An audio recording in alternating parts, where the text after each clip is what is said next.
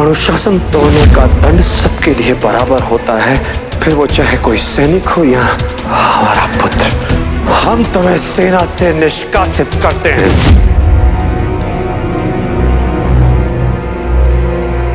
पौधे सिर्फ छांव में भी मुरझाते हैं और सिर्फ धूप में भी। बच्चों को उनकी गलती पर डांटना आवश्यक है तो कुछ सही करने पर प्रोत्साहन देना भी आवश्यक है। प्रोत्साहन देना तो दूर, बाबा ने तो मुझे मेरे लक्ष्य की ओर अपना पहला कदम बढ़ाने से ही रोक दिया। आखिर क्यों? सेना आनी भीड़ में अंतर मात्र अनुशासन का होता है सरकार। आज यदि हम बाजी को दंड नहीं देते तो हमें किसी और सैनिक को उसकी अनुशासनहीनता के लिए दंड देने का कोई नैतिक अधिकार नहीं रहता। सैनिक स्वतंत्र नहीं होता, उसकी एक इकाई होती है। आज बाजी ने जो किया उसे मात्र उसके प्राण ही नहीं, मल्हार के प्राण भी संकट में पड़ गए थे। प्राणों पर खेलना ही तो सैनिक का धर्म होता है। माना कि मुझसे गलती हो गई, पर बाबा कहते हैं कि व्यक्ति अपनी गलतियों से ही कुछ सीखता है। आजकल मैं जो कुछ भी करता हूँ बाबा को गलत लगता है। मैं चाहे जो कुछ भी कर लूं, बाबा मुझसे क्रोधित ही रहते हैं। हम उससे क्रोधित कम, उसके लिए चिंतित अधिक।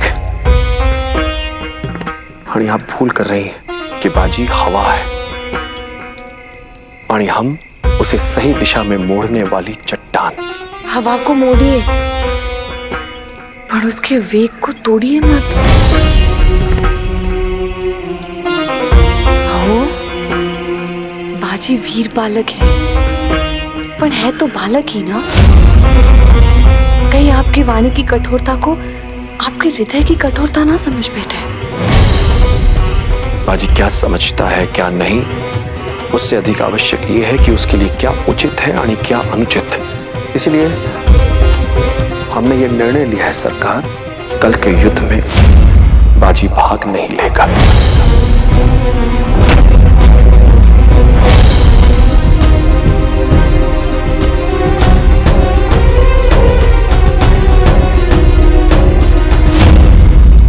ये दौलताबाद अच्छी जगह नहीं है, यहाँ सब लड़ते रहते हैं।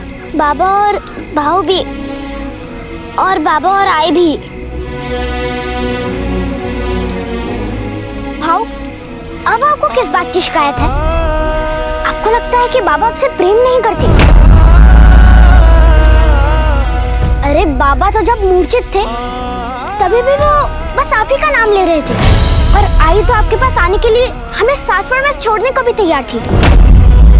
सच तो ये है कि इस पूरे घर में सबसे ज्यादा प्रेम आप ही से किया जाता है।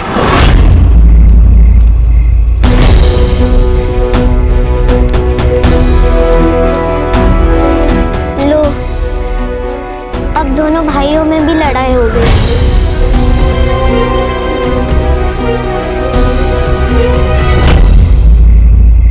बुरहानपुर में औरंगजेब ने किले की सुरक्षा के ऐसे प्रबंध किए हैं कि हम अंदर नहीं जा सकते, पर हमने भी किले के बाहर ऐसा घेरा डाला है कि मुगल सैनिक बाहर नहीं आ सकते। अब तक ये खेल शौर्य का था, पर अब ये खेल धैर्य का है। रानी साहब, हमारे सैनिक धूप में जल रहे हैं तो मुगल सैनिक अंदर भूख से तड़प रहे हैं। रानी साहब, एक संदेश मुगलों का संदेश लेकर आए।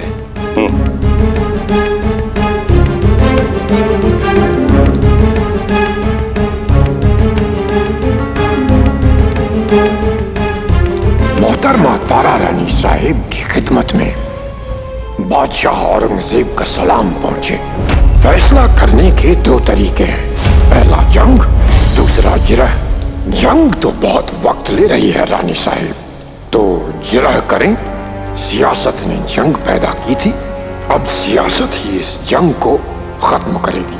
आज किसी ऐसी जगह पर मिला जाए जो ना आपका इलाका हो ना हमारा, ना आपके पास हथियार हो ना हमारे, और ये मुलाकात एक राज रहेगी। ऐसा राज कि तारीख लिखने वालों को भी इसकी खबर नहीं होगी। एक वफादार के साथ आप आएंगी और एक वफादार के साथ हम ताप्ती नदी के पास आपका इंतजार करेंगे।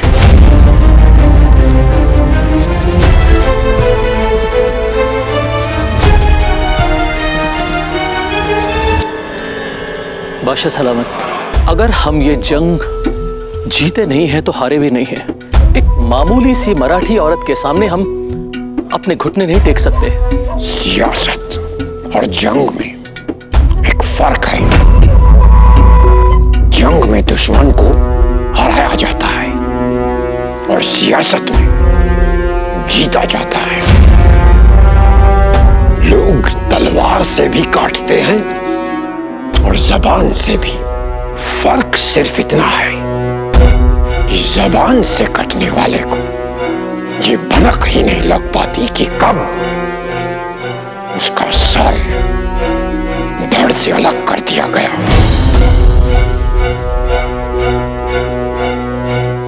मराठियों की इस रानी के साथ हम कुछ ऐसा ही करने वाले हैं। आपको क्या लगता है, क्या तारा रानी साहिब इस चाल में फंस जाएगी? तारा रानी साहिब, औरंगजेब ने हमारे लिए जाल बिछाया है धानाजी, पर मातृभूमि के लिए हम उस जाल में जाएंगे। क्षमा करें रानी साहिब, आपका सेनापति होने की हैसियत से हम आपको ये खतरा मोल लेने नहीं देंगे।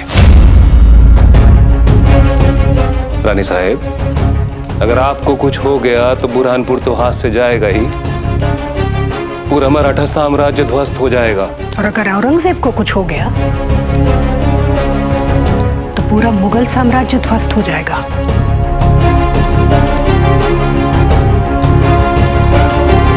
चेक रही दिग्गज डोल मही गिर लोल सागर खरे भरे माने हर से सब गंधर्व सूर्य मुनि नाग किन्नर दुख टरे।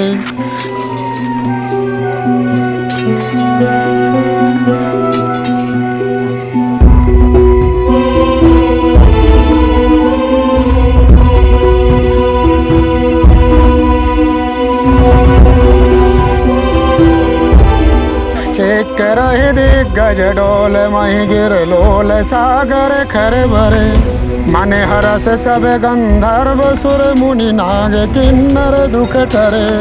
कट कटाहि मर कट विकट भव कोटि कोटि धावहि जय राम प्रबल प्रताप कौशल नाथ गुण गण गावहि।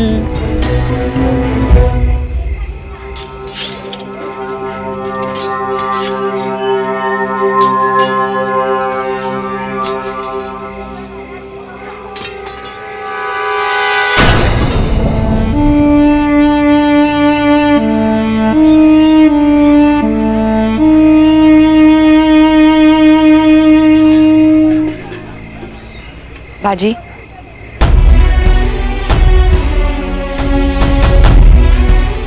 तुझे तेरे बाबा ने युद्ध करने से रोका है, इसका मतलब ये नहीं कि तू युद्ध में कोई योगदान नहीं कर सकता। कैसे आई? मैं युद्ध में बिना शस्त्र उठाए किसी की मदद कैसे कर सकता हूँ? महाभारत में श्री कृष्ण ने भी शस्त्र नहीं उठाया था बाजी, पर पूरा युद्ध वही कर रहे थे। युद्ध शस्त्र नहीं करते, योद्धा की बुद्धि करती है। अब तू ये कैसे करेगा, ये तय करना तेरा काम है। मजाइक, ब्रह्मेंद्र स्वामी से अपने बारे में तूने मात्र एक ही भविष्यवाणी सुनी थी, अल्पायु होने की, पर उन्होंने और भी कुछ कहा था और वो आज सत्य होने वाला है। ये संसार से उल्टी चाल चलेगा, इसके जैसा दूसरा कोई नहीं होगा। ये अद्वितीय होगा, अद्वितीय। तूने मुगलों की छावनी में जाकर उनका बारूद जलाकर ये सिद्ध कर दिया बाजी कि तेरे पाँव में परंपरा की बेड़ी नहीं है। तू किसी की बनाई राह पर कभी नहीं चलेगा, तू खुद अपनी राह बनाएगा और ऐसी राह बनाएगा जिसके बारे में कभी किसी ने सोचा भी ना हो। पढ़ाई यदि बाबा मुझे युद्ध में लड़ने ही नहीं दे तो? बाबा ने मुझे अपने आदेश के पिंजरे में बांध दिया। लक्षात ठेव बाळा, बुद्धिमान के लिए पिंजरा भी आकाश होता है और मूर्ख के लिए आकाश भी पिंजरा। बुद्धि चला।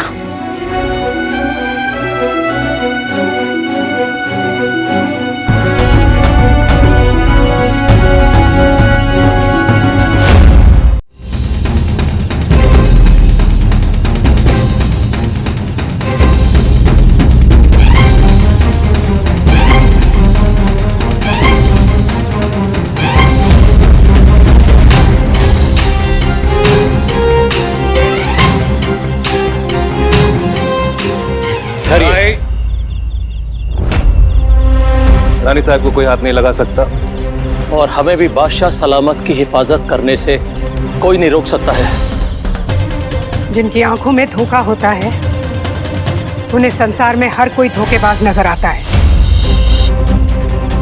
जशी दृष्टि तशी सृष्टि। बिना विश्वास के वार्तालाप का क्या अर्थ है?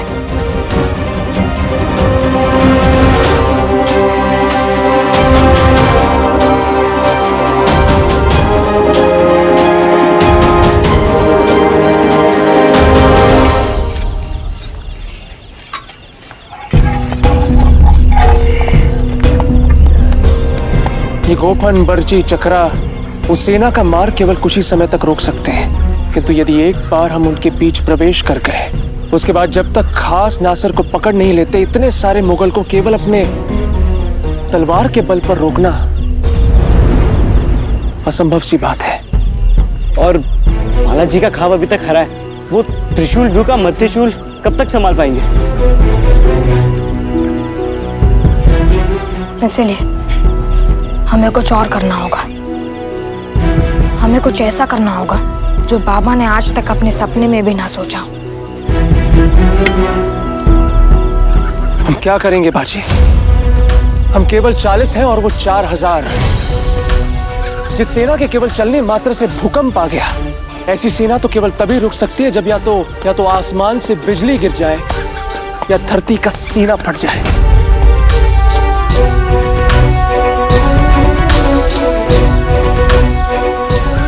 अब ऐसा ही होगा मल्हार। हमें युद्ध भूमि में धरती का सीना चीरकर ज्वालामुखी फाड़ना पड़ेगा।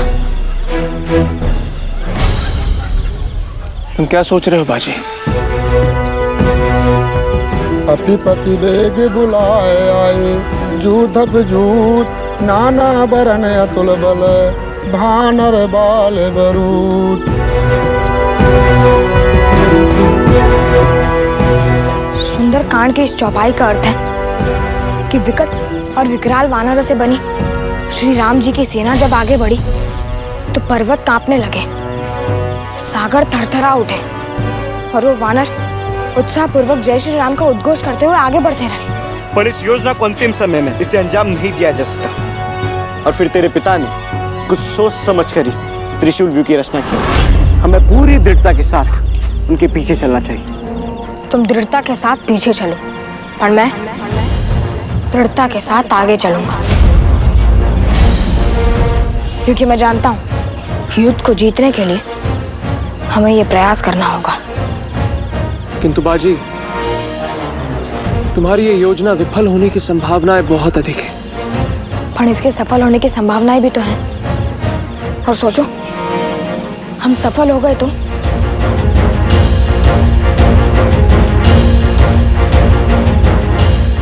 मैं नहीं जानता कि जो मैं कर रहा हूं वो सफल होगा भी या नहीं। मुझे नहीं पता कि यदि ये संभव हो भी गया तो भी हमें युद्ध जिता पाएगा या नहीं। और मुझे इतना पता है कि अपनी मातृभूमि की रक्षा के लिए हर कठिन को सरल, हर असंभव को संभव करके रहूंगा। और अगर नहीं कर पाया तो उसके प्रयास में मारा जाऊंगा।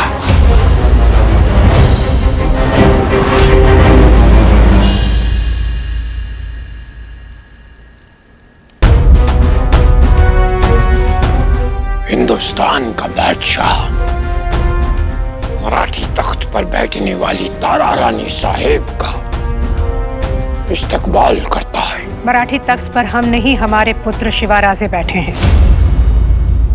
राजा वो हैं, हम मात्र उनकी माँ हैं। हमारा स्थान उनसे बहुत नीचे है बादशाह सलामत। पतंग हवा में उड़ती जरूर है, मगर उड़ाने वाला नीचे ही होता है, जमीन पर। दुनिया जानती है कि मराठी हुकूमत, मराठी सल्तनत में पत्ता भी आपकी मर्जी के बगैर नहीं हिलता। राजे तो अभी बच्चे हैं, पतंग की डोर तो माँ के हाथ में है। क्यों?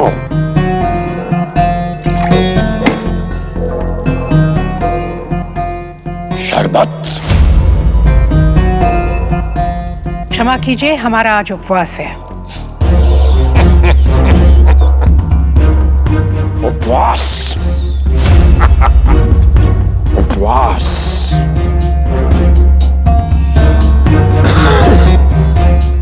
उपवास नहीं है, पर रानी साहेब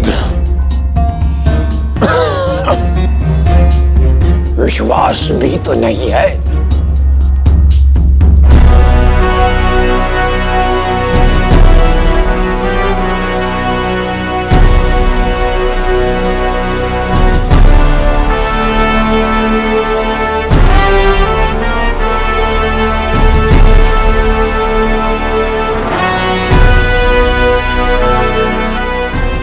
क्षमा चाहूंगा बाबा, क्योंकि आज एक बार फिर आपके आदेश की अवज्ञा करने जा रहा हूं। पर क्या करूं? मातृभूमि का आह्वान आपके आदेश से बड़ा है। अब तो बस यही आशा है कि कल मैं ना आपका सर झुकने दूंगा, ना कटने दूंगा।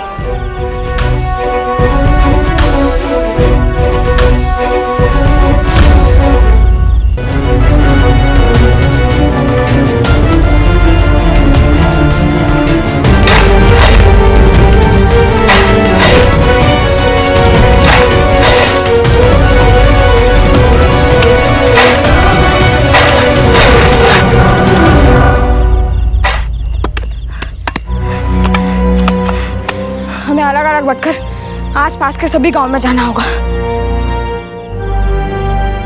और फिर सूरज की पहली किरण के साथ हमें अश्वशाला में मिलना होगा।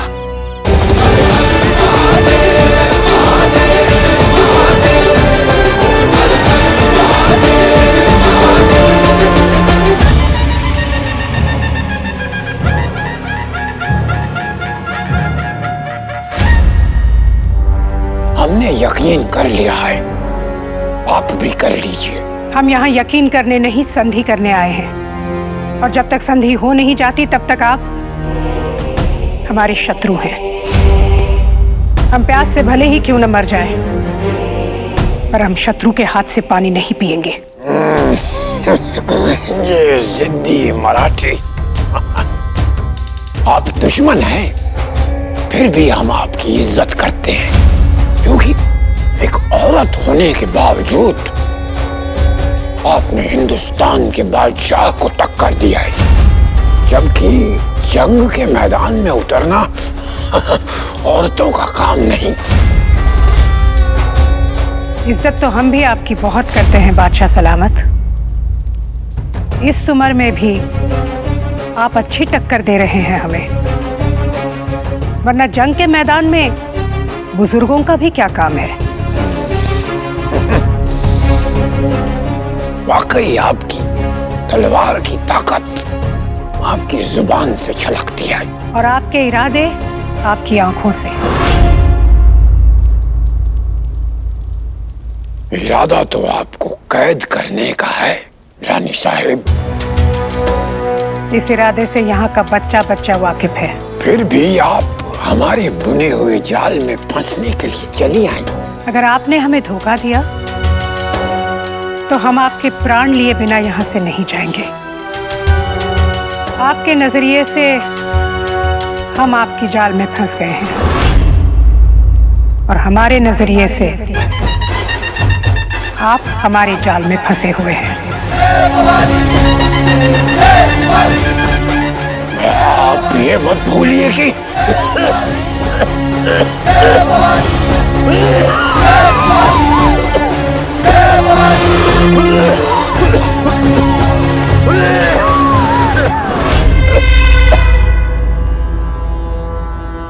बस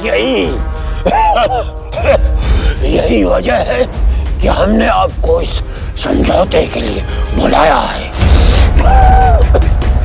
हम चाहते हैं कि आप बुरहानपुर छोड़ दें। हमारी आखिरी फतह आप हमें दे दें। बदले में हम हमेशा के लिए दक्कन छोड़कर दिल्ली चले जाएंगे।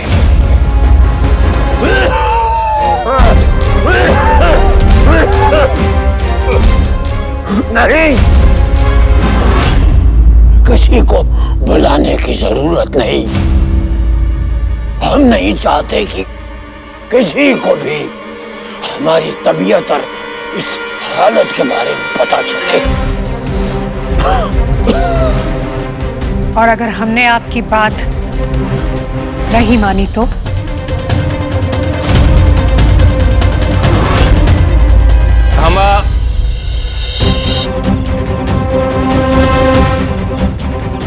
या तो हम दोनों अंदर जाएंगे या वो दोनों बाहर आएंगे, वो भी सही सलामत। तो तारा रानी साहिब, हम मराठी तख्त के असली हकदार शाहू जी को रिहा कर देंगे। उसके बाद आप ऐसी रानी के नाम से जानी जाएंगी जिसने अपने लोगों को सिर्फ जंग बख्शी, और शाहू महाराज ऐसे राजा के नाम से